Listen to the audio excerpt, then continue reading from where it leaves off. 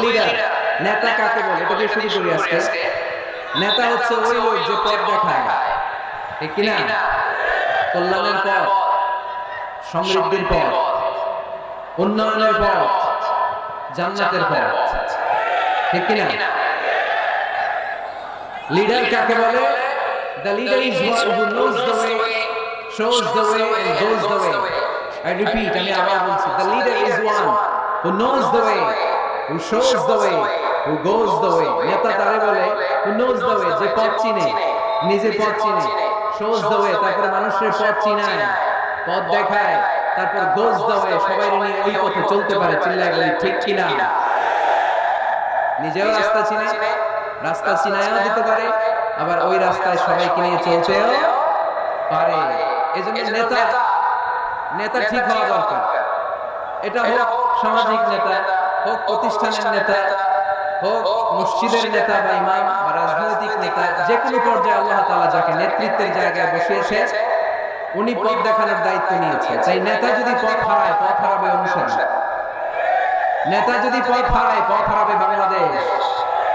নেতা যদি পথ হারায়, পথ হারাবে আমার লাল সবুজের পতাকা। এজন্য আমরা আমাদের সকল পর্যায়ের নেতৃবৃন্দদের জন্য এই প্রোগ্রাম থেকে দোয়া করি, আল্লাহ তাআলা আমাদেরকে যেন সুপথে রাখে এবং আমাদেরকেও যেন ওনারা সঠিক পথে পরিচালিত করতে পারে। আমরা সবাই আওয়াজ করে পড়ব আমিন। The leadership is the matter of influence, it's not the matter of position.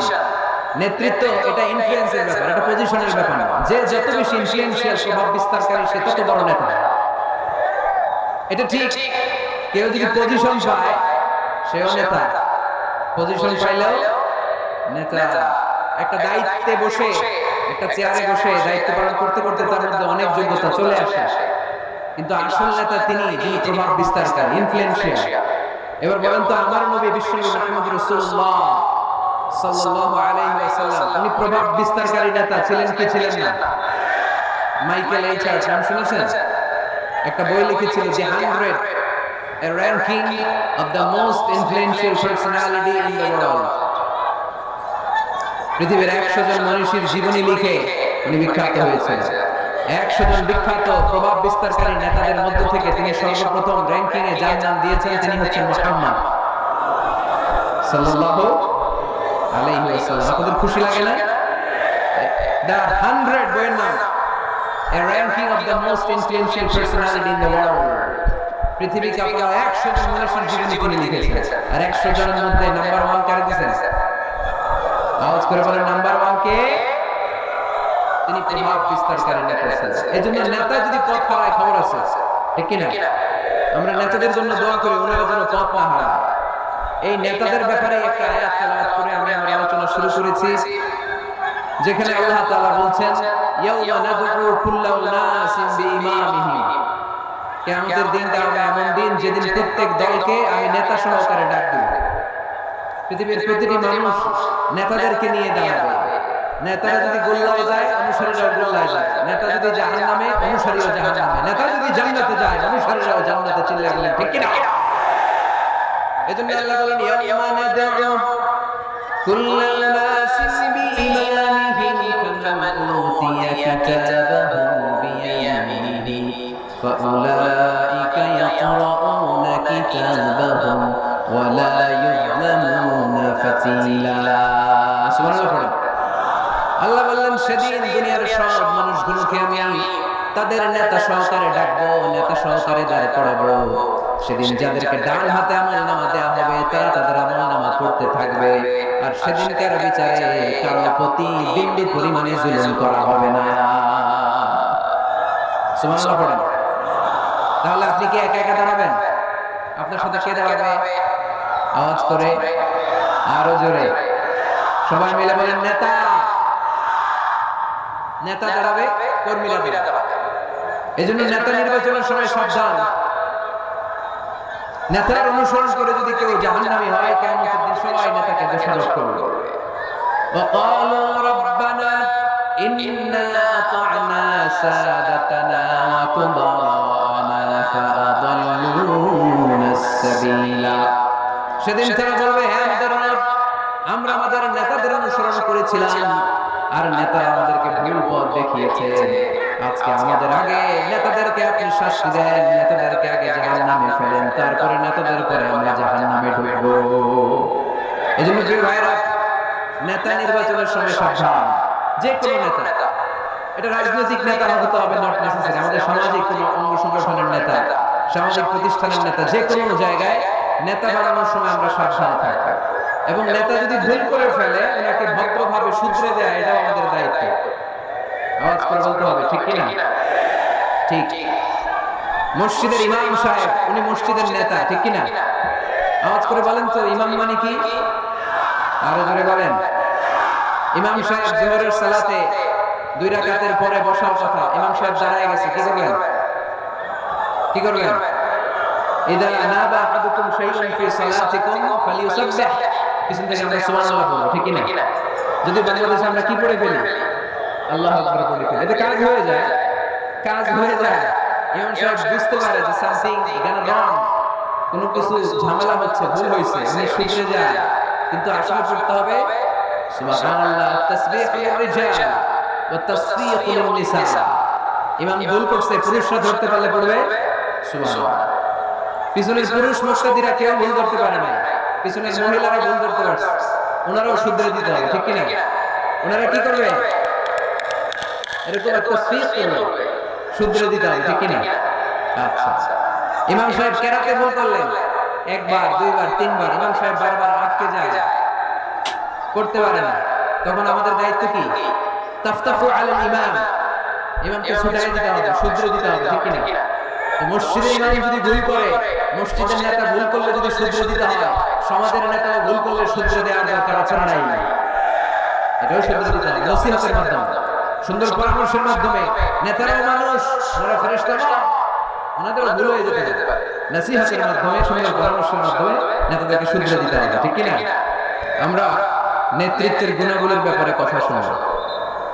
আমরা আজকে দেখার চেষ্টা করব একজন নেতা হলে কি করতে হয়, নেতার কি কোয়ালিটি লাগে, এবং আমরা একটু সবাই মিলে ক্রস চেক করব, ডাবল চেক করব যে এই গুণগুলো আমার রাসূলের ছিল কিনা, কেমন ভাবে রাসূল সাল্লাল্লাহু আলাইহি ওয়াসাল্লাম এই গুণগুলোর আলোকে আমাদেরকে নেতৃত্ব দিয়েছেন। আমাদের নেতৃত্বের সংকট দূর করার জন্য এগুলোর ব্যাপারে জানার দরকার আছে না নাই? আছে। নেতৃত্ব দিতে হলে সর্বপ্রথম যে কোয়ালিটিটা লাগে সেটা হচ্ছে কাজ করা লাগে। কাজ। কেউ যদি নেতা হইতে চায় তার কি করা লাগবে? আমি প্রশ্ন করলে আমাকে উত্তর করবে। নেতা হইতে হইলে আগে কি করতে হয়? কাজ। আগে কাজ, পরে নেতা। যে কাজ করে সে নেতা হয়, শুধু বক্তব্য দিলে নেতা হওয়া যায় না, ঠিক কিনা? বক্তব্য সর্বস্ব নেতাকে আমরা চাই। আমরা এমন নেতা চাই যারা কাজ করবে আমাদের জন্য 24 ঘন্টা, যারা আমাদের জন্য মাঠে ময়দানে চলে আসবে, দিন রাত কাজ করে বাংলাদেশকে সোনার বাংলা হিসেবে তারা গড়ে তুলবে। আওয়াজ করে বলেন ঠিক কিনা? তাহলে নেতা হওয়ার জন্য প্রথম যে কোয়ালিটি, বৈশিষ্ট্যের দরকার সেটা হচ্ছে আগে কাজ, পরে নেতা। আমি প্রশ্ন করব, আপনারা আওয়াজ করে উত্তর দিন। আগে কি? সবাই উত্তর দিতে পারেন নাই, আওয়াজ করে বলেন আগে কি, পরে কি? আগে পরে মনে থাকবে? তাহলে নেতৃত্ব দিতে হলে প্রথমে কাজ করতে হয়। প্রথমে যে কোনো কাজ করো না ভাই, যে কোনো কাজ করো, কাজ না হয় সবার চেয়ে সবচেয়ে সুন্দর, ঠিক কি না? যে কোনো কাজ করো না ভাই, যে কোনো কাজ করো, কাজ না হয় সবার চেয়ে সবচেয়ে সুন্দর। হোক না সেটা পড়ালেখা, রঙের ভাষায় ছবি আঁকা, হোক না সেটা সামান্য কাজ কিংবা মহত্তর, কাজ না হয় সবার চেয়ে সবচেয়ে সুন্দর। যে কোনো কাজ করো না ভাই, যে কোনো কাজ করো, কাজ না হয় সবার চেয়ে সবচেয়ে সুন্দর, ঠিক না? যেটাই করি আমরা ওটার জন্য উইথ প্রফেশনালিজম, সর্বোচ্চ ইফোর্ট দিয়ে যেন আমরা করি। যে করতে পারবে সেই নেতা হবে, সেই নেতা। তাহলে আমরা বুঝলাম আগে কাজ, পরে to serve before to lead. I repeat, আমি আবার বলছি, to serve before to lead. নেতৃত্ব দেওয়ার আগে আগে কাজ করতে হবে। আরবিতে বলে সাইয়্যিদুল কওমি খাদিমুহুম। জাতির নেতা তো সে হয় যে জাতির খেদমত করে। খেদমত না করে নেতা হওয়া যায়? কাজ না করে নেতা হওয়া যায়? যায় না। এজন্য আগে কাজ। বক্তব্য দিলে চলবে না, ওই নেতা আমরা মানি না। কাজ করে দেখেন আপনি আমাদেরকে। জনগণের জন্য কাজ করেন, দেশের জন্য কাজ করেন, মাটি ও মানুষের জন্য কাজ করেন। Then you are our leader. তখন আপনি আমাদের নেতা, আপনার স্থান আমাদের হৃদয়ে, ঠিক কিনা? এবার আসলে আমরা দেখি যে আল্লাহ রাসূল সাল্লাল্লাহু আলাইহি ওয়াসাল্লাম উনি কাজ করতেন কিনা, উনি কাজ করতেন কিনা, নাকি উনি বসে থাকতেন আর বক্তব্য দিতেন? দেখার দরকার আছে না নাই? শুরুতেই আমরা বলেছি আমরা দেখব লিডারশিপের যে কোয়ালিটিগুলো এগুলো আল্লাহর হাবিবের জীবনে পাওয়া যায় কিনা কোরআন সুন্নাহর আলোকে আমরা ক্রস চেক করব ইনশাআল্লাহ। পড়েন আল্লাহর হাবিবের কাছে কোরআনের প্রথম 5 আয়াত নাযিল হলো। আল্লাহর হাবিবের বয়স তখন 40 বছর। ইকরা বিসমি রাব্বিকাল্লাযী খালাক খালাকাল ইনসানা মিন আলাক ইকরা ওয়া রাব্বুকাল আকরাম الذي علم بالقلم علم الإنسان ما لم يعلم। এই পাঁচটা আয়াত নাযিল হওয়ার পরে বিশ্বনবী ভয় পেয়ে গেলেন। বিশ্বনবীর গায়ে জ্বর চলে আসলো, অন্তরে কাঁপতে লাগলো। ভয় পেয়ে বিশ্বনবী আম্মা জান খাদিজাতুল কুবরা তাহেরা রাদিয়াল্লাহু তাআলা আনহার কাছে আসলেন। এসে বললেন, খাদিজা জাম্মিলুনি জাম্মিলুনি, ও খাদিজা এমন এমন ঘটনা 5টি আয়াত কোরআনের এই মাত্র আমার কাছে হেরা পর্বতে নাযিল হয়েছে। আমার মনে হয় আমি বাঁচবো না, আমারে তোমরা কম্বল চাপা দাও। কি চাপা দাও? কি চাপা দাও? কম্বল চাপা দাও। জাম্মিলুনি, আমারে কম্বল দিয়ে চাপ দিয়ে দাও, আমার শীত লাগে, আমার ভয় লাগে, মনে হয় আমি বাঁচবো না। আম্মা জান খাদিজা বললেন, আল্লাহি লা ইউখজিকাল্লাহু আবাদা, ও মুহাম্মদ আপনি ভয় পাবেন না, কখনোই আল্লাহ আপনার অপদস্থ করবে না। কারণ ইন্নাকা লা তাসিলুর রাহিমা, ও মুহাম্মদ নিশ্চয় আপনি আত্মীয়তার সম্পর্ক বজায় রাখেন। ওয়া তাসদুকুল হাদিসা, সব সময় সত্য কথা বলেন। ওয়া তাহমিলুল কাল্লা, আপনি মানুষের বোঝা বইয়ে দেন।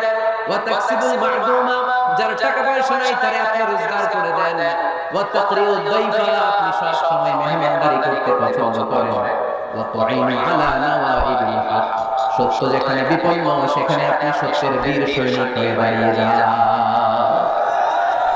কে বলতেছে? স্ত্রী। কে বলে? স্ত্রী। কার ব্যাপারে বলে? হাজবেন্ডের ব্যাপারে বলে।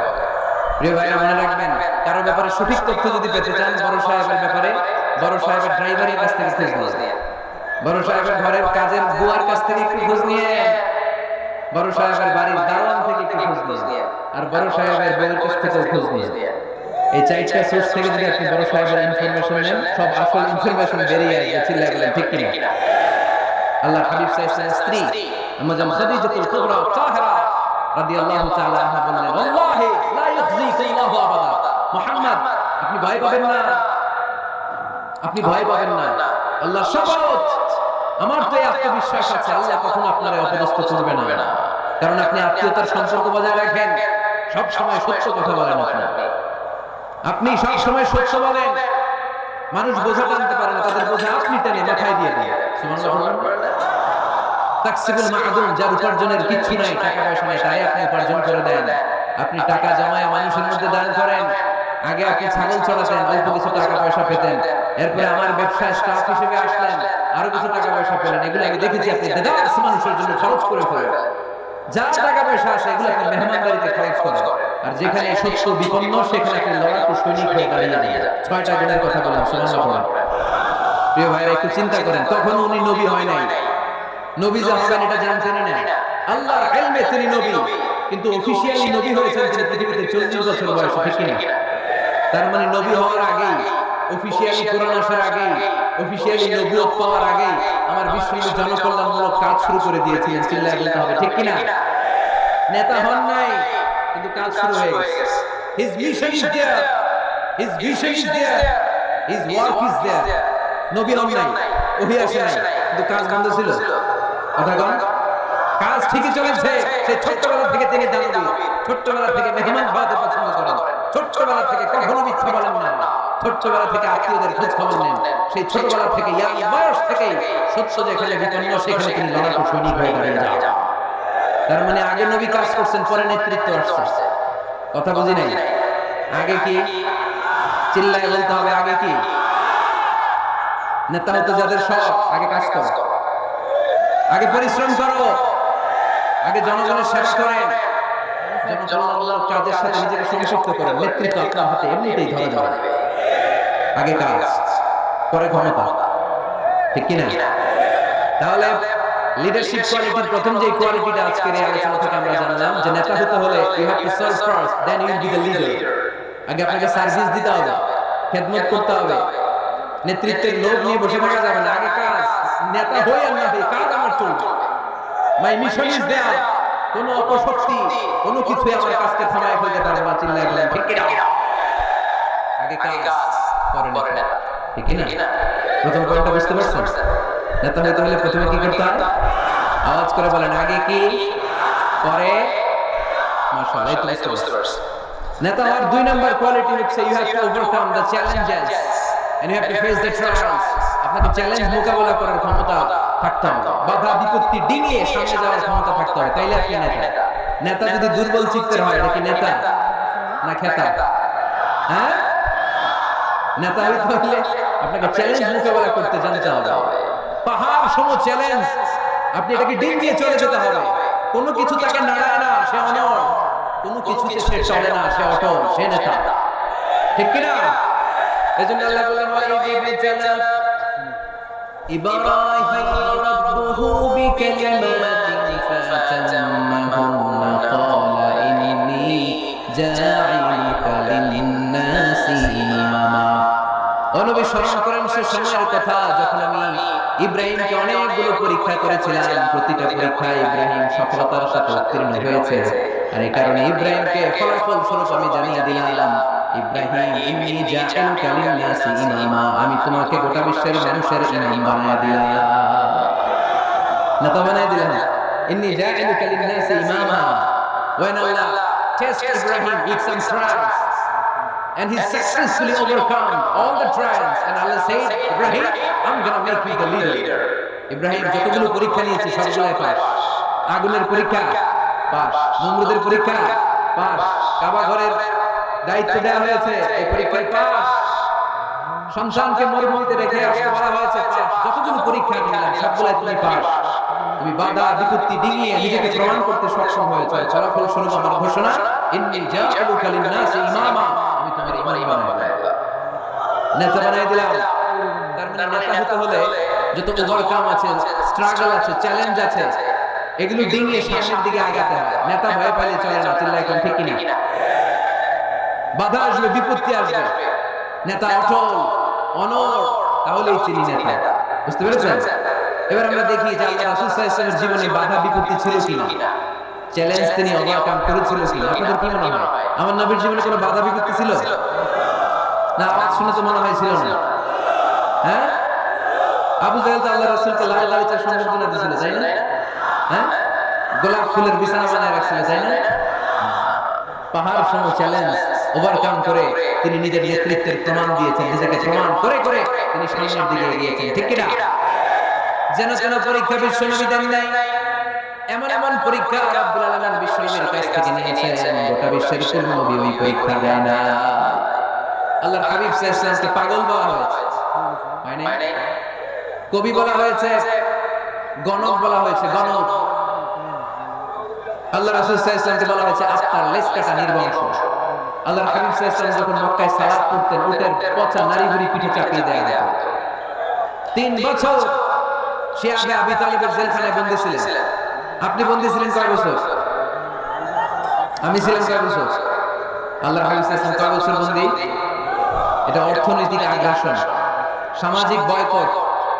এদের সাথে কারো বিয়ে হবে না, এদের কাছে কোনো পণ্য বিক্রি করবে না, এদের থেকে কিছু কিনবে না। প্রথম বছর যেহেতু ওনারা ছাগল চড়াচ্ছেন, ছাগলের গোশত খেলেন। দ্বিতীয় বছর সাহাবারা ছাগলের চামড়া খেলেন।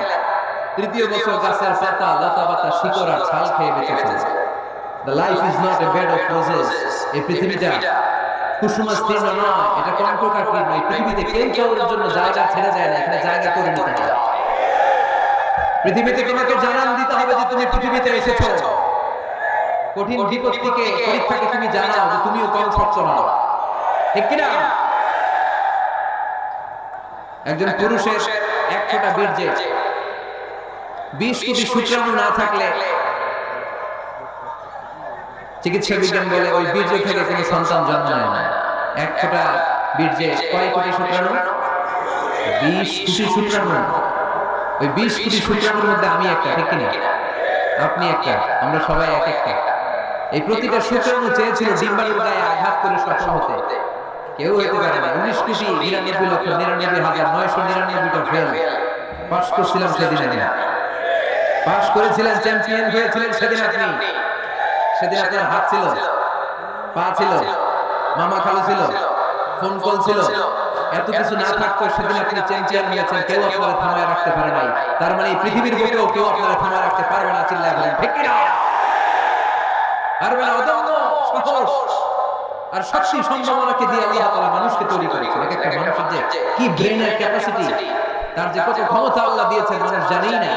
আল্লাহর হাবিব সাল্লাল্লাহু আলাইহি ওয়াসাল্লাম এরকম বাধা বিপত্তি অতিক্রম করে নিজেকে প্রমাণ করে করে সামনের দিকে এগিয়ে গিয়েছেন। 3 বছর জেল থাকলেন। মক্কা থেকে 80 কিলোমিটার পথ পাড়ি দিয়ে তিনি তায়েফে গেলেন। তায়েফে কেন গেলেন? জমি কেনার জন্য, তাই না? কথা কয় না।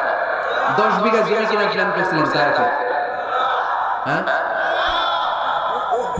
নিজের কোনো লাভের জন্য গেছেন তায়েফে? তায়েফবাসীদেরকে জাহান্নামের আগুন থেকে বাঁচানোর জন্য, নিজের লাভের জন্য না। তায়েফবাসীরা যেন জাহান্নামে ফেরেশতারা লাথি না খায়, তায়েফবাসীরা যেন জাহান্নামের আগুনে না জ্বলে, ওদেরকে বাঁচানোর জন্য, ওদের লাভের জন্য আল্লাহ হাবিব সাল্লাল্লাহু আলাইহি ওয়াসাল্লাম গিয়েছেন। সেখানে তিনি ওয়েলকাম হন নাই, সেখানে পাথর বৃষ্টি মারা হচ্ছে। এমন তাবৎ কোনো অত্যাচার নাই বিশ্বনবীর উপর করা হয় না। 3টা জায়গায় কি সৃষ্টি দেখো আমার নবী, কি সুন্দর ছিল আল্লাহর হাবিব সাল্লাল্লাহু আলাইহি ওয়াসাল্লামের শরীর। তিনি বলতেন আনা মালিকুন ওয়া আখি ইউসুফ সাবিহুন, আমি লাবণ্যময় সুন্দর, আমার ভাই ইউসুফ সাদা সুন্দর। মিলহুন থেকে মালিয়া, মিলহুন মানে লবণ, লবণ থেকে লাবণ্যময়।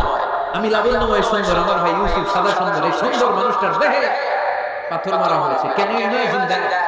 আপনি কি কল্পনা করতে পারেন? 3টা জায়গায় বিশ্বনবীকে আক্রান্ত করা হয়েছে, রক্তের বন্যা বইয়ে গিয়েছে। আওয়াজ করে বলেন ঠিক কি না? খেয়ে না খেয়ে দিন প্রচারের কাজে নিজেকে দিয়েছো বিলিয়ে, তায়েফের কাফিরেরা চিনল না সে আলো, দুষ্ট ছেলেদের পিছু দিল লেলিয়ে। পাথরের আঘাতে ক্ষত বিক্ষত হয়ে সারা শরীর থেকে রক্ত ঝরে।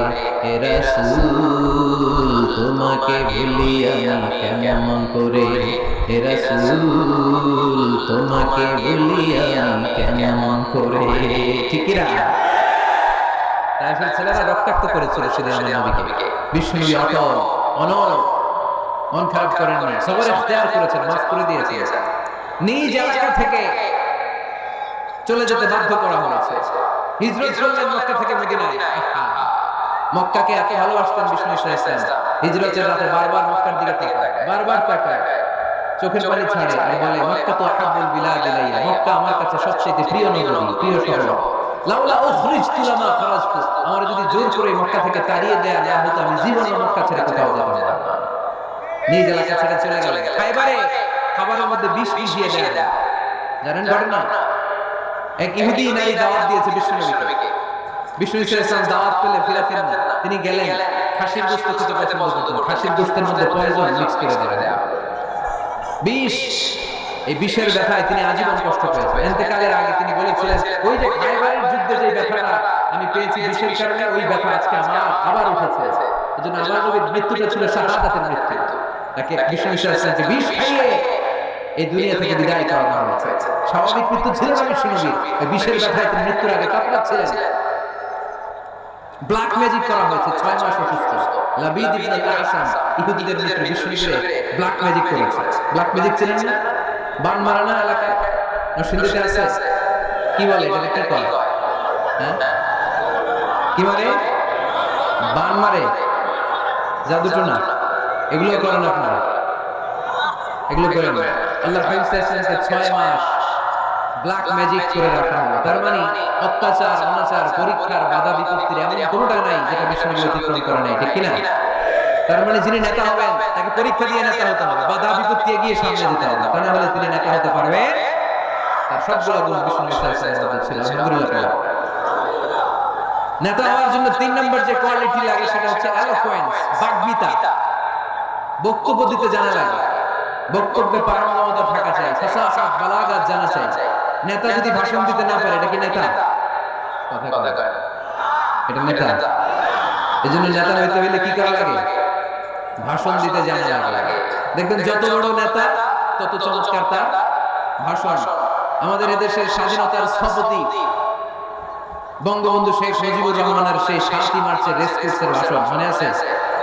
এবারে সংগ্রাম মুক্তির সংগ্রাম, এবারে সংগ্রাম এখনো কানে বাজে, ঠিক কিনা? যতদিন বাংলাদেশ থাকবে ততদিন এই ভাষণ থাকবে কি থাকবে না? নেতা হইতে হইলে এরকম ভাষণ জানা লাগে। বারাক ওবামার নাম শুনছেন? কথা কয় না, শুনছেন? এই লোকটাও চমৎকার ভাষণ দিতে জানে। যে এলাকায় যাইতো ওই এলাকা ধরে ডাক দিত, লোকজন খুশি হয়ে যেত।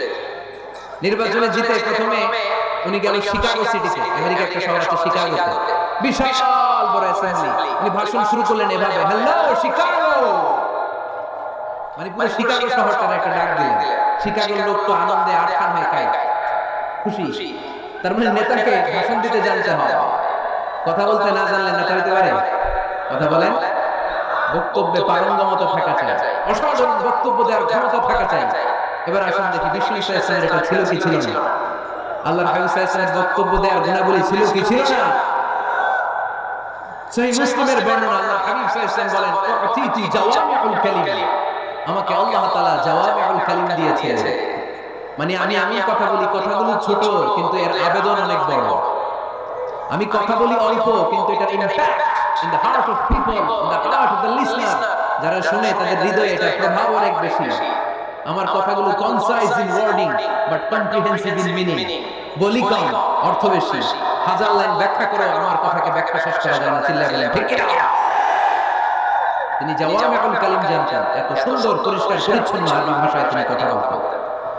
আবার আম্মা জান বলেন, সেই বুখারীর বর্ণনা, আল্লাহর হাবিব সাল্লাল্লাহু আলাইহি ওয়াসাল্লাম যখন বক্তব্য রাখতেন, লাউ আদাহুল আদুল আকসাহু, কেউ যদি চাইতো আল্লাহর হাবিব সাল্লাল্লাহু আলাইহি ওয়াসাল্লাম বক্তব্যে কয়টা বাক্য বলেছেন, কয়টা শব্দ বলেছেন, কয়টা বর্ণ ব্যবহার করেছেন, চাইলে প্রতিটা বাক্য আর শব্দ হাতে গুনে যেত। সুবহানাল্লাহ নাই? এত সুন্দর পরিচ্ছন্ন আরবিতে তিনি বক্তব্য করতেন, কথা বলতেন। লাউ আদাহুল আদুল আকসাহু, কেউ চাইলে গুনতে পারত রাসূল সাল্লাল্লাহু আলাইহি ওয়াসাল্লাম ভাষণে কয়টা বাক্য বলেছেন, ওনার এই বক্তব্যে তিনি কয়টা শব্দ ব্যবহার করেছেন, চাইলেই গুণা যেত। সুবহানাল্লাহ। আল্লাহর হাবিব সাল্লাল্লাহু আলাইহি ওয়াসাল্লাম যখন বর্ণনা করতেন, বুখারীর বর্ণনা, আ'আদাহা সালাসান, গুরুত্বপূর্ণ কোনো কথা বললে এটা তিনবার রিপিট করতেন, হাত্তা তুফহামা আনহু, যাতে এটা সহজে বোঝা যায়। গুরুত্বপূর্ণ কথা বলার সময় কয়বার বলতেন? আল্লাহর হাবিব সাল্লাল্লাহু আলাইহি ওয়াসাল্লাম তাকওয়ার ওয়াজ করছিলেন আর বলছিলেন, আত-তাকওয়া হা হুনা, আত-তাকওয়া হা হুনা, আত-তাকওয়া হা হুনা, ওয়া ইউশিরু ইলা সাদরিহি সালাসা মাররাত, তাকওয়া এখানে, তাকওয়া এখানে, তাকওয়া এখানে বলে তিনি অন্তরের দিকে তিনবার ইঙ্গিত করেছেন। সুবহানাল্লাহ বলবেন। তাকওয়া থাকে কোন জায়গায়, কোথায়? নাকি আল্লাহর হাবিব বলছেন আত-তাকওয়া হা হুনা, আত-তাকওয়া হা হুনা, আত-তাকওয়া হা হুনা, কি বলছেন? আত-তাকওয়া হা হুনা, তাকওয়া থাকে হৃদয়ে। তার মানে গুরুত্বপূর্ণ কথা বলার সময় আল্লাহর হাবিব সাল্লাল্লাহু আলাইহি ওয়াসাল্লাম তিনবার রিপিট করতেন। সুবহানাল্লাহ পড়া।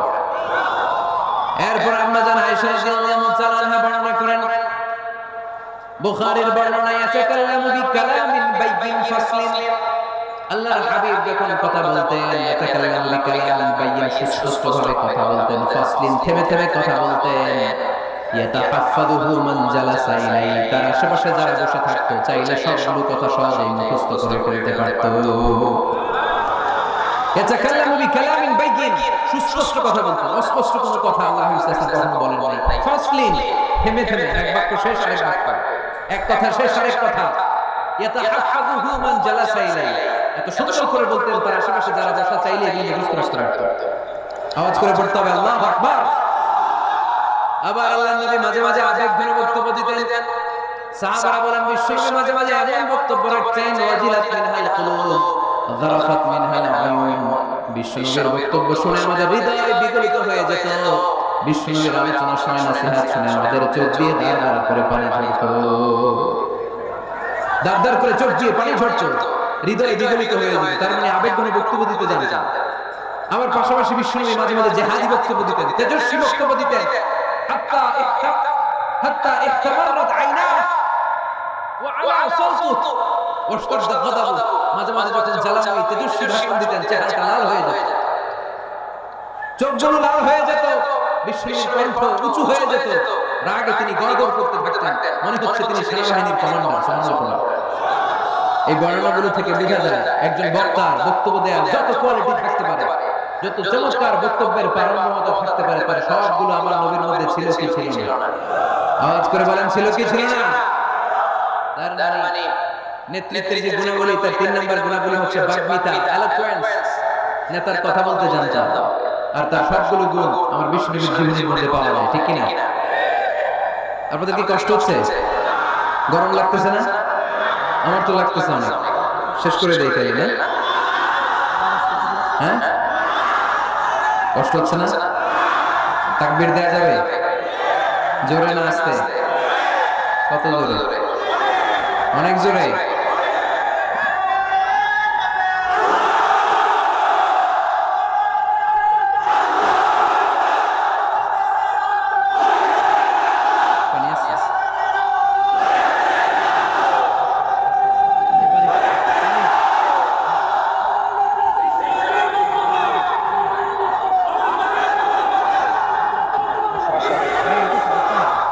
মাশাআল্লাহ, মাশাআল্লাহ, ঠিক আছে। তাহলে আরো কয়েক মিনিট বলা যায় না? নেতৃত্ব দেওয়ার 4 নম্বর গুণাবলী হচ্ছে the leader should be broad minded, he shouldn't be the narrow minded. নেতা হইতে হইলে বড় মনের হইতে হবে, কলিজাটা হইতে হবে এত বড়, পুরো দেহটাই হইতে হবে কলিজা। কথা কয় না? পুরো দেহটাই কলিজা, ঠিক কি না? নেতা যদি narrow minded হয়, এটাকে নেতা হতে হবে broad minded. The leader should be accommodative mentality. নেতার accommodate করার মেন্টালিটি নিতে হবে। উনি সবার, যেমন আমাদের বাংলাদেশের গণপ্রজাতন্ত্রী বাংলাদেশের প্রধানমন্ত্রী মাননীয় প্রধানমন্ত্রী শেখ হাসিনা, উনি কি শুধু আওয়ামী লীগের নেতা? কথা বলেন। শুধু বিএনপির নেতা? শুধু জামাত ইসলামের নেতা? জাতীয় পার্টির নেতা? শুধু জাসদের নেতা? উনি কার নেতা? উনি এই বাংলাদেশের 17 কোটি মানুষের নেতা, ঠিক কি না? আপনি নেতা হলে আপনি সবার হবেন। আপনি এমপি, আপনি নির্বাচনী এলাকায় যারা আছে আপনি সবার এমপি। আপনি এলাকার পুরুষদের এমপি, এলাকার নারীদের এমপি, এলাকার হিজড়াগুলোরও এমপি, আপনি চিল্লাবেন, ঠিক কি না? আপনি সবার, আপনার হৃদয়টা হইতে হবে এরকম আকাশের মতো বিশাল, সাগরের মতো উদার। নেতা হইতে হইলে ব্রড মাইন্ডেড হইতে হবে, অ্যাকোমোডেটিভ হইতে হবে, তাই না? এবার আসুন দেখি আমার বিষ্ণু ইসলাম যে নেতা ছিলেন, উনি কি ন্যারো মাইন্ডেড ছিলেন না ব্রড মাইন্ডেড? কথা বোঝে নাই বোধ হয়। ব্রড মাইন্ডেড ছিলেন। কত ব্রড মাইন্ডেড? আল্লাহ রাসূল সাল্লাল্লাহু আলাইহি ওয়াসাল্লামের ব্যাপারে আল্লাহ পাক বললেন, ওমা আরসালনাকা ইল্লা রাহমাতাল লিল আলামিন, I have sent you as a mercy for the entire universe. নবী হে, আমি আপনাকে গোটা বিশ্বের সবার জন্য রহমত করে, বিশ্ববাসীর জন্য রহমত করে প্রেরণ করেছি। বুঝে শুনে উত্তর দিয়েন তো, আল্লাহ কি এখানে বলছেন ওমা আরসালনাকা ইল্লা রাহমাতাল লিল মুসলিমিন? বলছে রাহমাতাল লিল মুত্তাকিন, রাহমাতাল লিল মুসাল্লিন, কি বলছে? আল্লাহ বলেছেন ওমা আরসালনাকা ইল্লা রাহমাতাল লিল আলামিন। নবী হে, আমি আপনাকে গোটা বিশ্বের সবার জন্য রহমত করে দুনিয়ায় প্রেরণ করেছি। তিনি সবার জন্য রহমত, সবার জন্য। আল্লাহ রাসূল সাল্লাল্লাহু আলাইহি ওয়াসাল্লাম ছিলেন ব্রড মাইন্ডেড, সবার জন্য তিনি রহমত, মানুষের জন্য রহমত, জিন জাতির জন্য রহমত, ফেরেশতাদের জন্য রহমত, মৎস্যকুলের জন্য রহমত, পক্ষীকুলের জন্য রহমত, গোটা বিশ্বের সবার জন্য, আস্তিকদের জন্য রহমত, নাস্তিকদের জন্য রহমত, ঠিক কি না? আল্লাহর হাবিব সাল্লাল্লাহু আলাইহি ওয়াসাল্লাম একবার একটা লাশ দেখে দাঁড়িয়ে গেলেন। কি দেখে? লাশ দেখে দাঁড়ালেন। সাহাবারা বললেন, ইন্নাহু ইয়াহুদি। নবী, ইন্নাহু ইয়াহুদি, এটা ইহুদির লাশ। আপনি দাঁড়ালেন যে? আল্লাহর হাবিব সাল্লাল্লাহু আলাইহি ওয়াসাল্লাম বললেন, আলাইসাত নাফসান, এটা কি মানুষ না? হোক না ইহুদি, হোক না খ্রিস্টান, হোক না আস্তিক আর নাস্তিক, আমি তো মানুষ দেখে দাঁড়াইছি। সুবহানাল্লাহ কইবেন না? এজন্য সবাই আগে মানুষ মনে করবেন। আগে কি মনে করবেন? পরে দলাদলি কইবেন। আমরা দেখা মাত্র বলি কুল পীরের মুরিদ। দেখা মাত্র প্রথম প্রশ্ন কি? হ্যাঁ, কোন পীরের মুরিদ? কোন দল করেন? হ্যাঁ, ভারতপন্থী না পাকিস্তানপন্থী? আছে না নাই? এই যে দলাদলি, খালি পিস পিস করি, খালি ভাগাভাগি। যারা পিস পিস করে আল্লাহ ওদেরকে পিস পিস করে করবে, ঠিক কি না? বিষ্ণু এসেছেন মিলানোর জন্য, মিলিয়ে দেওয়ার জন্য বিষ্ণু ইসলামের আগমন ঘটেছে। আর আমরা খালি পিস পিস। আমরা আহলে হাদিস মসজিদ বানাই এক জায়গায়, এক এলাকায় আহলে হাদিস মসজিদ, আরেক এলাকায় হারা বানাইছে হানাফি মসজিদ। আছে না নাই? আহলে হাদিস মসজিদে হানাফি মুসল্লি ঢুকতে পারবে না, হানাফি মসজিদে আবার আহলে হাদিসরা ঢুকতে পারবে না। কোথায় চলে গেলাম আমরা? আমরা মানুষকে মানুষ হিসেবে কনসিডার করি না।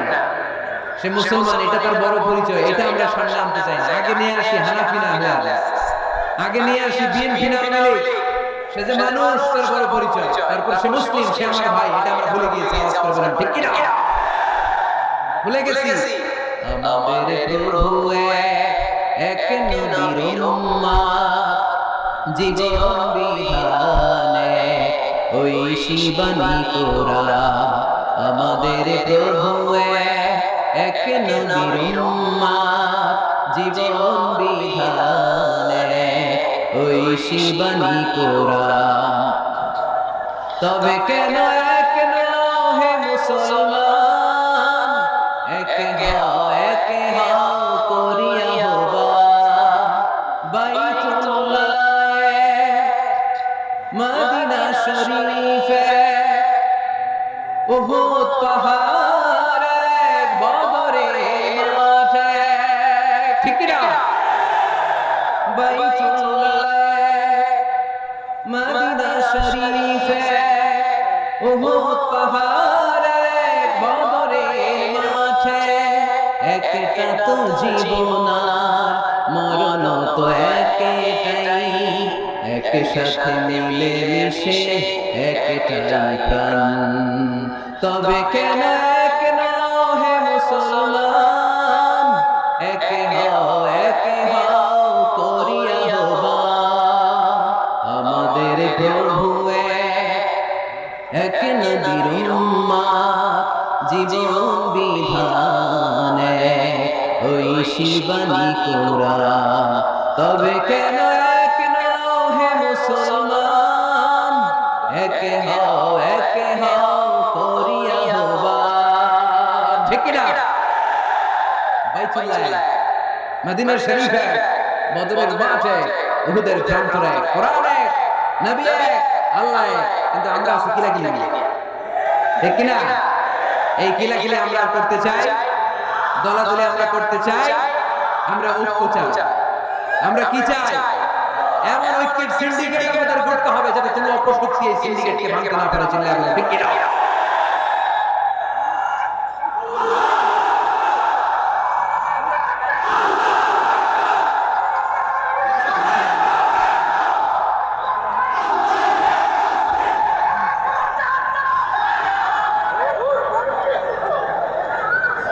আমরা সবাই এক। আওয়াজ করে বলতে হবে আমরা সবাই কি? আরো জোরে আমরা সবাই কি? আল্লাহ ইহুদির লাশ দেখে দাঁড়ায়, অন্যরা বলে ইন্নাহু ইয়াহুদি। আপনি যে ইহুদির লাশ দেখে দাঁড়ান, সাহাবী বলেন আলাইসাত নাফসান, এটা কি মানুষ না? আমি তো মানুষ দেখে দাঁড়িয়েছি। আল্লাহ হাবিব সাল্লাল্লাহু আলাইহি ওয়াসাল্লাম বললেন এটা কি মানুষ না? আমি তো মানুষ দেখে দাঁড়িয়েছি। জাদুল মাআদ ফি হাদি খায়রুল ইবাদ, ইবনে কাইয়িম আল-জাওজিয়্যিহ লেখা। আল্লাহ রাসূল সাল্লাল্লাহু আলাইহি ওয়াসাল্লামের বায়োগ্রাফির উপর একটা বই। এই বইতে এবং সির আল হালাবিয়াতে একটা ঘটনা এসেছে যে আল্লাহর হাবিব সাল্লাল্লাহু আলাইহি ওয়াসাল্লামের সাথে দেখা করার জন্য নাজরান থেকে 60 জন খ্রিস্টান পাদ্রী এসেছিল। কয়জন? আওয়াজ করে বলেন। খ্রিস্টান পাদ্রী। এখন আসার পরে রাসূল সাল্লাল্লাহু আলাইহি ওয়াসাল্লাম ওনাদেরকে নিয়ে কই বসবেন? জায়গা নেই। এক সাহাবী বলে এক কাজ করি, যেহেতু দুপুরবেলা আসছে, পাহাড়ের ছায়া আছে, এই ছায়াতে নিয়ে বসবো। আল্লাহর হাবিব বললেন না, এরা খ্রিস্টান মেহমান, আবার পাদ্রী, ওই ধর্মের আলেম, এদেরকে যদি পাহাড়ের মরুভূমিতে নিয়ে বসা যায়। আরেক সাহাবী বলেন ইয়া রাসূলুল্লাহ, আমার খেজুর বাগানের সব খেজুর পড়েছে, এবার খেজুরের পাতাগুলো কাটলে সমস্যা নেই, সব খেজুরের পাতা কেটে বাগান থেকে এনে আমি খেজুর পাতার একটা বিছানা বানিয়ে দেই বড় করে, এটাকে নিয়ে বসবো। আল্লাহর হাবিব সাল্লাল্লাহু আলাইহি ওয়াসাল্লাম এটা কথা বললাম, এরা খ্রিস্টান পাদ্রী, এদেরকে খেজুর পাতার বিছানায় বসানো যায়? কই বসাবো? বলতে বলতে 60 জন খ্রিস্টান পাদ্রী চলে আসে। আল্লাহর হাবিব সাল্লাল্লাহু আলাইহি ওয়াসাল্লাম উপায় অন্তর না দেখে 60 জন খ্রিস্টান পাদ্রীর জন্য মসজিদে নববীর দরজা খুলে দিয়েছে। আল্লাহ নবীর মসজিদে খ্রিস্টানরা ঢুকতে পারে, আল্লাহ নবী ইহুদিকে দেখে সম্মানার্থে দাঁড়িয়ে যায়, আর আমাদের হানাফি ভাইরা আহলে হাদিস মসজিদে ঢুকতে পারে না। আমাদের আহলে হাদিস ভাইরা হানাফি মসজিদে ঢুকতে পারে না। এটার নাম ইসলাম নয়, এটার নামই বাড়াবাড়ি। এটাই বাড়াবাড়ি, এটাই বাড়াবাড়ি, এটার নাম ইসলাম না হয়। ইসলাম হচ্ছে ঐক্যের নাম, ইসলাম হচ্ছে ভালোবাসার নাম, ইসলাম হচ্ছে ভ্রাতৃত্বের নাম। এজন্য নেতা হইতে হইলে কলিজা হইতে হবে কত বড়? কত বড়? হাত দিয়ে দেখাও মুসলমান কত বড়? বড় পরিচালক ব্রড মাইন্ডেড হওয়া লাগবে নেতা অ্যাকোমোডেটিভ মেন্টালিটি হতে হবে আল্লাহর হাবিব সাল্লাল্লাহু আলাইহি ওয়াসাল্লাম সব সময় অ্যাকোমোডেটিভ মেন্টালিটি ছিলেন সবাইকে অ্যাকোমোডেট করতেন দলাদলি নাই আজকের এই মাহফিলে আওয়ামী লীগের নেতারা আসরা নাই বিএনপির ভাইরা আসরা নাই জামাত ইসলাম আসরা নাই জাতীয় পার্টি আসরা নাই পীরের মুরিদ আসরা নাই তাবলীগের ভাইরা আসরা নাই হানাফি আছে খালে হাদিস আছে সবাই আছে কোনো দলাদলি নাই all are welcome in our tafsir program you all are welcome in our Islam এজন্য অনেক হিন্দু ভাইরা আমাদের তাফসীর প্রোগ্রামে আসে ঠিক কি না হিন্দু ভাইরা সবার জন্য আমাদের দিল দড়িয়া আমাদের হৃদয় ওপেন কারণ আমরা রাহমাতুল লিল আলামিনের অনুসারী আমাদের সেলিব্রিটি হচ্ছে রাহমাতুল লিল আলামিন আমরা যাকে অনুসরণ করি তিনি রাহমাতুল লিল আলামিন তিনি আলাদা কোনো বর্ণের নবী নন জাতি গোষ্ঠীর নবী নন কোনো আলাদা সম্প্রদায়ের নবী নন তিনি রাহমাতুল লিল আলামিন গোটা বিশ্বের জন্য তিনি রহমত চলে গেল ঠিক কি না সবার নবী যেখানেই মানবতা বিপন্ন সেখানেই তিনি ছুটে যেতেন যেখানেই মানুষ অত্যাচারিত সেখানেই তিনি দাঁড়াতেন তিনি ছিলেন মেহনতি মানুষের বন্ধু বয়স আল্লাহর হাবিব সাল্লাল্লাহু আলাইহি ওয়াসাল্লামের 20 বছর কয় বছর সবাই বলেন না কয় বছর 20 বছর ইয়ামানের এক লোক ব্যবসায়িক পণ্য এনে মদিনায় মক্কায় বিক্রি করল মক্কার এক ব্যবসায়ী তার কাছ থেকে পণ্য কিনে টাকা দিতে চায় না সে টাকা চাইলে সে বলে আমি মক্কার লোক এটা আমাকে আমার দাপট টাকা দিব না কি করবি ইয়ামানের লোকটা কান্না জুড়ে দিল কে আছে আমারে সাহায্য করা আল্লাহর হাবিব সাল্লাল্লাহু আলাইহি ওয়াসাল্লাম এই দৃশ্য দেখে মাজলুমদের পক্ষ নেওয়ার জন্য একটা শপথ করলেন এই শপথটার নাম হচ্ছে হালাফুল ফুদুল শপথটার নাম কি হালাফুল ফুদুল যেটা আমরা বাংলাদেশে বলি কি বলি হেলফুল ফুজুল কোশ্চেন দিতে এরকম আসরা নাই হেলফুল ফুজুল মানে আপনারা সংগ্রহ করেন না আছে না মাশাআল্লাহ এই জায়গা করছে আল্লাহর হাবিব সাল্লাল্লাহু আলাইহি ওয়াসাল্লাম হালাফুল ফুদুল করেছেন হাতে হাত রেখে শপথ করলেন যে মক্কার জমিনে কোনো টেন্ডারবাজি চলবে না কোনো চাঁদাবাজি চলবে না কোনো অন্যায় চলবে না দুর্বলের উপর সবলের অত্যাচার চলবে না যারাই মাজলুম হবে হাতে হাত রেখে আমরা তাদের সাথে দাঁড়িয়ে যাব এরকম টেন্ডারবাজি বন্ধ করার দরকার আছে না নাই চাঁদাবাজি বন্ধের দরকার আছে না নাই ক্যাসিনো বিজনেস থামাই দেওয়ার দরকার আছে না নাই মাদকের সংস্রবকে রুখে দেওয়ার দরকার আছে না ইসলাম সবসময় জঙ্গিবাদের বিরুদ্ধে ইসলাম সবসময় মাদকের বিরুদ্ধে ইসলাম সবসময় কট্টরপন্থার বিরুদ্ধে ইসলাম সবসময় শান্তির পক্ষে ঠিক কি না ইসলামের জঙ্গিবাদ কি এক জিহাদের জঙ্গিবাদ কি এক আরে জিহাদ হচ্ছে জঙ্গিবাদকে কবর দেওয়ার জন্য আল্লাহ পাঠিয়েছে চিল্লায় বলেন ঠিক কি না যারা হকের বিপক্ষে যারা মানুষের কষ্টের কারণ হয় যারা জুলুমবাজ এরা হচ্ছে জঙ্গি আর যারা সত্যের পক্ষে এরা মুজাহিদ ঠিক কি না এখানে যারা আসছে আজকে মাহফিলকে সফল করেছে এরা প্রত্যেকে এক একটা মুজাহিদ ঠিক কি না আর যারা মাহফিল বন্ধ করতে চায় কোরআনের আওয়াজকে থামায় দিতে চায় এরাই হলো আসল জঙ্গি এরাই জঙ্গি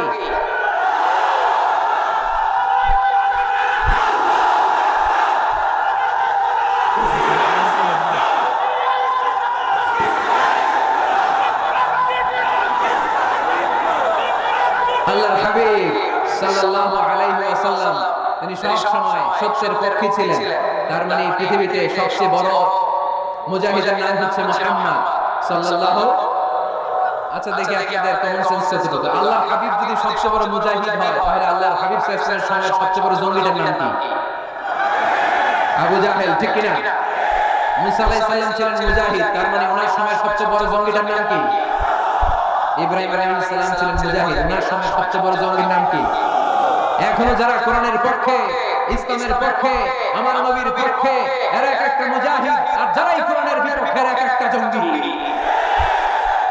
এরাই জঙ্গি ডেফিনিশন খুব সহজ যারা হকের পক্ষে মুজাহিদ যারা কোরআনের পক্ষে এরা মুজাহিদ যারা হকের বিপক্ষে এরা জঙ্গি এই জঙ্গিবাদের কবর রচনা করার জন্য আল্লাহ তাআলা জিহাদকে ফরজ করেছেন এজন্য জিহাদ আর জঙ্গিবাদকে কখনো ভোলানো যাবে আল্লাহর হাবিব সাল্লাল্লাহু আলাইহি ওয়াসাল্লাম মেহনতি মানুষের বন্ধু মেহনতি খেটে খাওয়া মানুষকে আমার নবী এত ভালোবাসতেন যে বিদায় হজের মতো এত গুরুত্বপূর্ণ ভাষণেও বাদ যায়নি খেটে খাওয়া মানুষের কথা তিনি বলেছেন আরে কাআকুম আত'ইমুহুম মিম্মা তা'কুলুন ওয়াকসুহুম মিম্মা তালবিসুন খবরদার তোমাদের অধীনস্থ কর্মচারীদের সাথে খারাপ আচরণ করো না।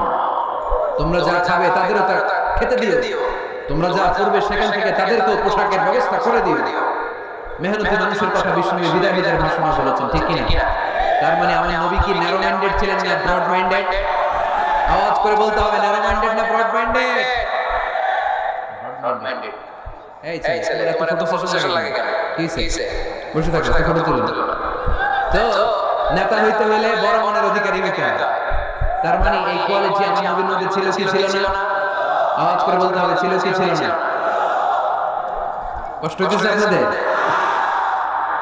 নেতা হওয়ার জন্য 5 নম্বরে যে গুণটা লাগে সেটা হচ্ছে ট্রুথফুলনেস এন্ড দ্য ট্রাস্টওয়ার্দিনেস। নেতার সত্য কথা বলা লাগবে আর আমানতদার হওয়া লাগবে, ঠিক কি না? মিথ্যা কথা বললে এটা কি নেতা? এটা কি? হ্যাঁ, আমি কই না, আপনারা কইছেন, আমার কোনো দোষ নেই। ট্রাস্টওয়ার্দিনেস থাকতে হবে, মানে আমানতদারিতা থাকতে হবে। আল্লাহর হাবিব সাল্লাল্লাহু আলাইহি ওয়াসাল্লাম কোথাও গেলেই মক্কার লোকেরা খুশি হয়ে যেত, বলতো যা আমিন মদিনা, আরে আমিন আসছে, আমিন as-সাদিক আল-আমিন, সত্যবাদী এসেছে। ওয়া আনজির আশিরাতাকাল আখরাবিন, হে নবী মুহাম্মদ তুমি তোমার নিকট আত্মীয়দেরকে এবার জাহান্নামের ভয় দেখাও। মক্কায় যখন এই আয়াত নাযিল হলো, আল্লাহর হাবিব সাল্লাল্লাহু আলাইহি ওয়াসাল্লাম সাফা পাহাড়ের উপরে উঠে ডাক দিলেন, ও কুরাইশের লোকেরা, ও হাশমি খানদানের লোকেরা, ও আমার বংশের লোকেরা। ডাক দেওয়ার সাথে সাথে সব লোক, কারণ কণ্ঠটা চিনা, সবাই বুঝতে পারছে এটা মুহাম্মদ সাল্লাল্লাহু আলাইহি ওয়াসাল্লামের কণ্ঠ। মক্কার সব লোকেরা ইসলামের একেবারে প্রাথমিক যুগের কথা শোনাচ্ছি, তখনও তিনি বেশি দাওয়াতি কার্যক্রম শুরু করেন নাই। উনি বললেন, ও আমার হাশমি খানদানের লোকেরা, ও আমার আত্মীয়রা। বিশ্ব ইসলামের কণ্ঠ ছিল পরিচিত, সবাই বের হয়ে আসে, এসে বললেন, মুহাম্মদ কেন ডেকেছো? আল্লাহর হাবিব সাল্লাল্লাহু আলাইহি ওয়াসাল্লাম বললেন, আমি যদি এখন তোমাদেরকে বলি, এখনই আমি যদি তোমাদের বলি এই সাফা পাহাড়ের পেছনে একদল নাঙ্গা তলোয়ার নিয়ে ঘোড়সওয়ার তোমাদেরকে কচু কাটার জন্য অপেক্ষা করছে, তোমরা কি আমার কথা বিশ্বাস করবে? আমার কথা শুনতেছেন আপনারা? মনোযোগ আছে না গেছে? আল্লাহর হাবিব সাল্লাল্লাহু আলাইহি ওয়াসাল্লাম বললেন, আমি যদি বলি সাফা পাহাড়ের পেছনে নাঙ্গা তলোয়ার নিয়ে একদল ঘোড়সওয়ার তোমাদেরকে কচু কাটার জন্য অপেক্ষা করছে, বিশ্বাস করবে? মক্কার সবগুলো লোক একসাথে বলল, নাআম, অবশ্যই বিশ্বাস করব, কারণ মা জাররাবনা আলাইকা ইল্লা সিদকা, মুহাম্মদ আমরা জীবনে তোমার থেকে একদিনও একটা মিথ্যা কথা শুনি নাই। We have never been experienced a single lie from you in our life. কথাটার ওজন কত খেয়াল করতে হবে, এই কথাটার ওজন কতটুকু খেয়াল করেন। এলাকার লোকেরা ঘোষণা দিয়ে দিচ্ছে, মা জাররাবনা আলাইকা ইল্লা সিদকা, we have never ever experienced a single lie from you. আমরা আমাদের জীবনে কোনোদিন তোমার থেকে একটা মিথ্যা কথা শুনি নাই, তাই তুমি যাই বলবা তাই বিশ্বাস করো। সুবহানাল্লাহ কইতে পারলেন না? চিন্তা করছেন? এলাকাবাসীর মন্তব্য বিষ্ণু সাল্লাল্লাহু আলাইহি ওয়াসাল্লামের ব্যাপারে কত দামি মন্তব্য। এই এক মন্তব্যে বিগত 40 বছরের সার্টিফিকেট আছে, চিল্লায় বলেন ঠিক কিনা? বিগত 40টি বছর আমার নবী মক্কায় বড় হয়েছেন, মক্কায় ভেড়া চড়িয়েছেন, আম্মাজান খাদিজার আন্ডারে ব্যবসা করেছেন, বিশ্বনবী সব ছিল এই মক্কাবাসীদের সাথে। এই মক্কাবাসীরা এক বাক্যে বিগত 40 বছরের সার্টিফিকেট দিয়ে দিলেন, we have never ever been experienced a single lie from you Muhammad, মা জাররাবনা আলাইকা ইল্লা সিদকান, আমরা জীবনে বিগত 40 বছরের তোমার থেকে একটা মিথ্যা শুনি নাই, তাই তুমি যাই বলবা তাই বিশ্বাস করো। সুবহানাল্লাহ। এত আস্তে নেতা হইতে হইলে এরকম নেতা হওয়া লাগবে, যাতে এলাকার লোক বলতে না পারে যে আপনি মিথ্যাবাদী। সবগুলো লোক যেন দাঁড়িয়ে বলে, জীবনে এর মুখে কোনোদিন মিথ্যা শুনি না, জীবনে আমাদের কোনো কাজ করতে যে আমাদের কাছ থেকে একটা পানও খায় না, জীবনে আমাদের কাছ থেকে কোনো টাকা নেয় নাই, জীবন শুধু দিয়েছে নেয় নাই, দিয়ে গেছে কিছু চায় না, এরকম নেতা হওয়ার দরকার আছে না নাই? আল্লাহ রাসূল সাল্লাল্লাহু আলাইহি ওয়াসাল্লাম এতটাই আমানতদার ছিলেন, আম্মা জান খাদিজা রাদিয়াল্লাহু তাআলা শুধুমাত্র কেবলমাত্র বিশ্বনবীর আমানতদারিতায় মুগ্ধ হয়ে বিশ্বনবীকে বিয়ের প্রস্তাব দিয়েছে। শুধু আমানতদারিতা দেখে তিনি বিয়ের প্রস্তাব দিয়েছিলেন। এতটাই আমানতদার ছিল বিশ্বনবী সাল্লাল্লাহু আলাইহি ওয়াসাল্লাম, কাফির মুশরিকরাও আমানতের প্যাকেট বিশ্বনবীর কাছে রেখে যেত।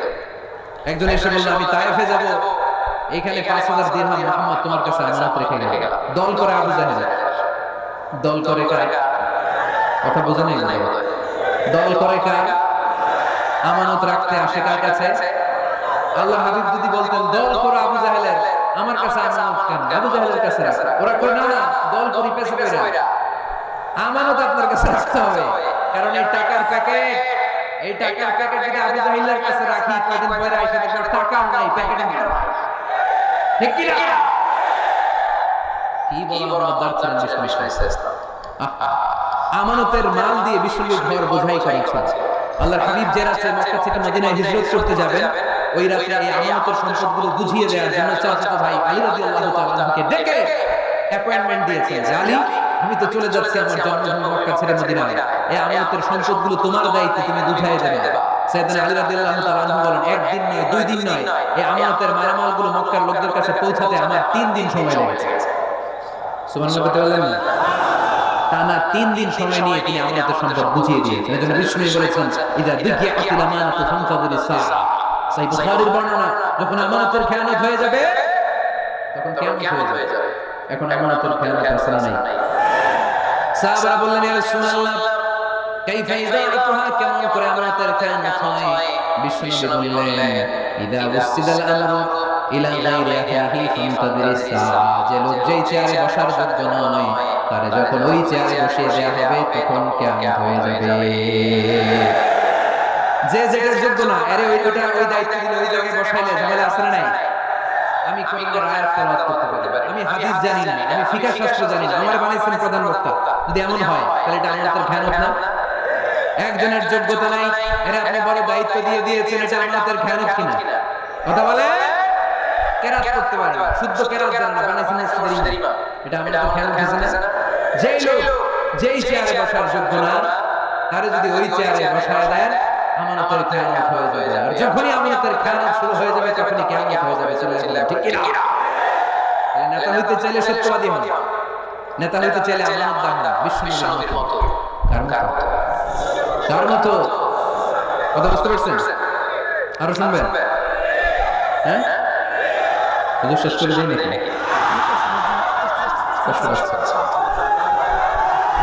যেই পরিমাণে লোক, যেই পরিমাণে এখানে 8টা প্রজেক্ট করে ওখানে লক্ষ লক্ষ লোক, আপনারা সেফলি এক্সিট করতে একদম পারবেন। থামেন।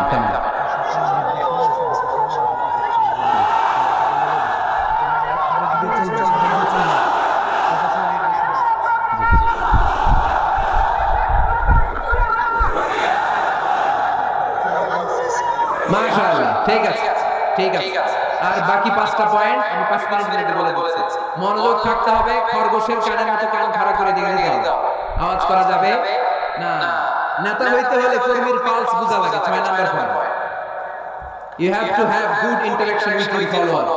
আপনার you have to have good interaction with your follower. নেতা যিনি, তিনি কর্মীদের সাথে ভালো ইন্টারঅ্যাকশন থাকতে হবে। কর্মী কয় একটা, নেতা কয় আরেকটা, আছে না নাই? কথা বলেন না। You have to revise your followers' suggestion and decision making process. গুরুত্বপূর্ণ বিষয় সিদ্ধান্ত নিতে হলে নেতার উচিত কর্মীদের পালসকে রিভাইজ করা। কর্মী কি সাজেশন দিয়েছে দেখার দরকার আছে না নাই? এজন্য আল্লাহ বলেন, ওয়াশাবিরহুম ফিল আমরি ফাইদা আযামতা ফাতাওয়াক্কাল আলাল্লাহ। গুরুত্বপূর্ণ কোন বিষয়ে যখন সিদ্ধান্ত নিবা তখন সবার সাথে পরামর্শ করে নিও। যখন সিদ্ধান্ত নিয়ে ফেলবা তখন তাওয়াক্কুল করবা কার উপর? বদরের ময়দানে আল্লাহর হাবিব সাল্লাল্লাহু আলাইহি ওয়াসাল্লাম বলেন, এখানে কাবু কোন জায়গায়? এখানে। হাব্বাব ইবনে মুনযির রাদিয়াল্লাহু তাআলা বলেন, ইয়া রাসূলুল্লাহ আমানজিলান আনজালাহুল্লাহ লাইসা লানা আন নাতাকদ্দামাহু আও নাতাআখারা। ইয়া রাসূলুল্লাহ, আপনি তাবু গাড়তে বললেন, এটা কি আল্লাহর পক্ষ থেকে নির্দেশ না আপনার নিজের ইচ্ছা?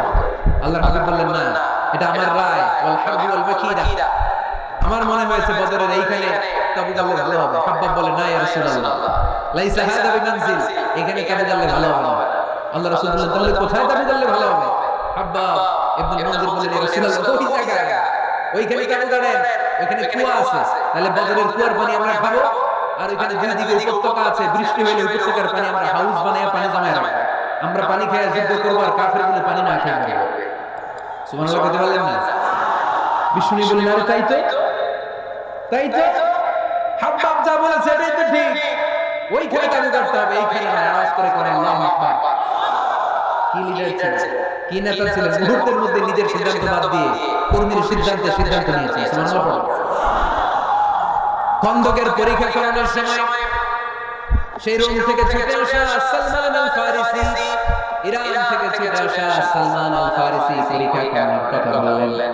সালমান আল ফারিসির আগে মদিনার কোনো লোক এই পরীক্ষা খাওয়ানোর কথা কেউ জানতো না, কেউ জানতো না, কেউ না। পরীক্ষা কেমন? এত ফিট বাই এত ফিট মাটি গর্ত করে ফেলতে হবে মদিনার চারদিকে। আল্লাহর হাবিব বলেন এতে কি লাভ? সালমান আল ফারিসি বলেন ইয়া রাসূলুল্লাহ, চারদিকে যদি এত ফিট বাই এত ফিট গর্ত করে রাখি তাহলে কাফেররা আসতে পারবে না, ওই জায়গায় দাঁড়িয়ে থাকবে। আসতে চাইলে আগে পরীক্ষায় নামতে হবে, এরপরে আসবে। পরীক্ষায় নামলেই আমরা তীর মেরে ওদেরকে কাবু করে ফেলবো। সুবহানাল্লাহ। আল্লাহ রাসূল সাল্লাল্লাহু আলাইহি ওয়াসাল্লাম বললেন সালমান মিন্না, সালমান মিন্না মিন আহলি বাইত, সালমান আমাদের অন্তর্ভুক্ত। শাবাশ সালমান, শাবাশ সালমান, ব্রাভো সালমান। আওয়াজ করে পড়েন আল্লাহু আকবার। মুহূর্তের মধ্যে নিজের সিদ্ধান্ত রাসূল বাদ দিয়ে সাইয়েদনা সালমান রাদিয়াল্লাহু তাআলা আনহু যে সিদ্ধান্ত দিয়েছেন, যে পরামর্শ দিয়েছেন, ওই পরামর্শ নিয়েছেন। তার মানে নেতা যদি হতে হয়, a true leader, a charismatic leader যদি আপনি হতে চান, আপনার কর্মীদের পরামর্শের গুরুত্ব আপনার কাছে থাকার দরকার আছে না নাই?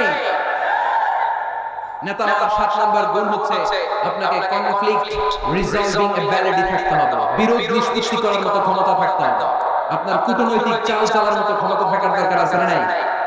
আল্লাহর হাবিব সাল্লাল্লাহু আলাইহি ওয়াসাল্লাম কূটনৈতিক জ্ঞান দিয়ে আল্লাহ তাআলা এমন প্রজ্ঞাবান করেছেন গোটা বিশ্বের সব কূটনীতি এক পাল্লায়। আমার বিশ্বনবীর কূটনীতি যদি আরেক পাল্লা রাখা হয়, বিশ্বনবীর কূটনীতি আর প্রজ্ঞার ওজন ভারী হয়ে যাবে। He was a very good mediator. আল্লাহ রাসূল সাল্লাল্লাহু আলাইহি ওয়াসাল্লাম ভালো মধ্যস্থতা করতে পারতেন। সুবহানাল্লাহ বলেন না? মিলাই দিতে পারতেন। কি করতে পারতেন? কাবা ঘরের 4টা কর্নার, একটা কর্নারের মধ্যে হাজারে আসওয়াদের পাথর রাখা হয়, এটাকে বলা হয় আর রুকনুল হাজারিল আসওয়াদ। এই হাজারে আসওয়াদের পাথরটা এটা জান্নাতি পাথর। কিয়ামতের দিন আল্লাহ এই পাথরে দুটো চোখ দিবে, একটা জিহ্বা দিবে, এই পাথর কথা বলবে। এই পাথর বলবে আল্লাহ এই লোকটা আমার গায়ে চুমু দিয়েছিল, তাহলে তুমি জান্নাতে ঢুকিয়ে দাও।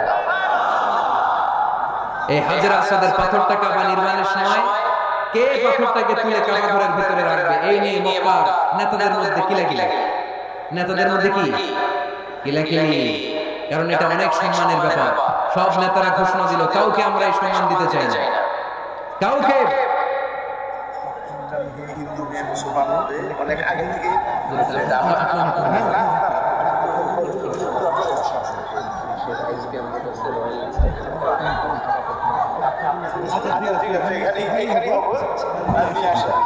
জি ইনশাআল্লাহ। এজন্য হাজরে আসওয়াদের পাথরটা অনেক সম্মানের পাথর। হুজুর 5 মিনিটের মধ্যে শেষ করব। 5 মিনিট। জি হাজরে আসওয়াদের পাথরের কথা দিয়ে শেষ করে দেব ইনশাআল্লাহ। বসুন। হাজরে আসওয়াদের পাথরটা কাবা নির্মাণ শেষে কে নিয়ে কাবা ঘরের মধ্যে রাখবে, এ নিয়ে তর্ক, এ নিয়ে ঝগড়া বিবাদ, এ নিয়ে মারামারি। প্রতিটা গোত্রের লোকেরা বলতে শুরু করলো আমরা রাখবো, কারণ এটা অনেক সম্মানের। এই একবার উঠছেন কেন? উঠলেন কেন? আমি কি আপনাদের মেহমান না? তো উঠলেন কেন? এটা কি? বসুন, এদিকে তাকান। হাজরে আসওয়াদের পাথর কে কাবা ঘরের ওই কর্নারে রাখবে, এই নিয়ে মারামারি। 4 মহান নেতা বলল আমরা রাখবো। প্রত্যেক নেতা বলে এই সম্মান আমরা কাউরে দিব না, রক্তের বন্যা হয়ে যাবে মক্কা, কিন্তু ওই সম্মান কাউরে দিব না। এই দলের নেতা বলে আমি রাখবো, ওই দলের নেতা বলে আমার নিজ হাতে উঠি আমি রাখবো, ওই দলের নেতা বলে না আমি রাখবো, অন্য কাউরে এই সম্মান দিব না। কিলাকিলি আছে না? কেউ সমাধানে বসতে পারে না। সর্বশেষে এক মুরব্বী সমাধান দিয়েছে, আগামীকাল মসজিদুল হারামের এই দরজা দিয়ে সর্বপ্রথম যে জিতবে সে সমাধান দিবে। সবাই রাজি হয়ে গেল। এরপরের দিন দেখা গেল ওই রাস্তা দিয়ে, ওই দরজা দিয়ে সর্বপ্রথম বিশ্বনবী প্রবেশ করেছে। বিশ্বনবীকে দেখে সবাই অবাক, সবাই বলে যা আমিন রাদিনা বিহ। আরে আলামিন আসছে, আলামিন আসছে, আমরা সবাই খুশি। বিশ্বনবী সাল্লাল্লাহু আলাইহি ওয়াসাল্লাম কাছে পুরো ঘটনা খুলে বলা হলো। বিশ্বনবী সাল্লাল্লাহু আলাইহি ওয়াসাল্লাম দেখেন কিভাবে কূটনৈতিক গুণের জ্ঞান, কনফ্লিক্ট রিজলভিং অ্যাবিলিটি, বিরোধ নিষ্পত্তি কিভাবে তিনি করতেন, কিভাবে তিনি হি ওয়াজ ভেরি গুড মিডিয়েটর, মধ্যস্থতাকারী কেমন ভাবে তিনি করতেন। তিনি বললেন এটা তো কোনো ব্যাপারই না, হালুম্মা ইলাইয়া সাওবান, একটা কাপড় নিয়ে আস। কি নিয়ে আসো? কাপড় নিয়ে আস। কাপড় নিয়ে আসা হলো। আল্লাহর হাবিব সাল্লাল্লাহু আলাইহি ওয়াসাল্লাম বললেন 4 নেতা কাপড়ের 4 কর্নারে ধরে। 4 নেতা এবার কাপড়ের 4 কর্নারে ধরে। বিশ্বনবী সাল্লাল্লাহু আলাইহি ওয়াসাল্লাম নিজ হাতে হাজরে আসওয়াদের পাথরটা তুলে কাপড়ের মধ্যে রাখলেন। সুবহানাল্লাহ। এবার আল্লাহর হাবিব বললেন আমি আগে আগে যাই, আমার পিছনে পিছনে চলো। আল্লাহর হাবিবকে ফলো করে 4 মহান নেতা কাপড়ের কর্নার ধরে ধরে হাজরে আসওয়াদ পাথরটাকে বহন করে কাবা পর্যন্ত নিয়ে গেলেন। আবার ওই কর্নারে যখন পাথর নিয়ে দেওয়া হলো, আল্লাহর হাবিব ওই কাপড়ের মাঝখান থেকে নিজ হাতে হাজর আসওয়াদের পাথরটা ধরে রুকনে হাজরুল আসওয়াদের মধ্যে রেখে দিলেন। এতক্ষণ কাউরে ধরতে দিবে না, এতক্ষণ নেতাদের ঘোষণা ছিল কি কাউরে ধরতে দেবে না, এখন কেউ ধরতে পারবে না। আসল সম্মান বিশ্বনবীর দিকে গিয়েছে, চিল্লায় বলেন ঠিক কিনা? এভাবে তিনি কনফ্লিক্ট রিজলভ করতেন।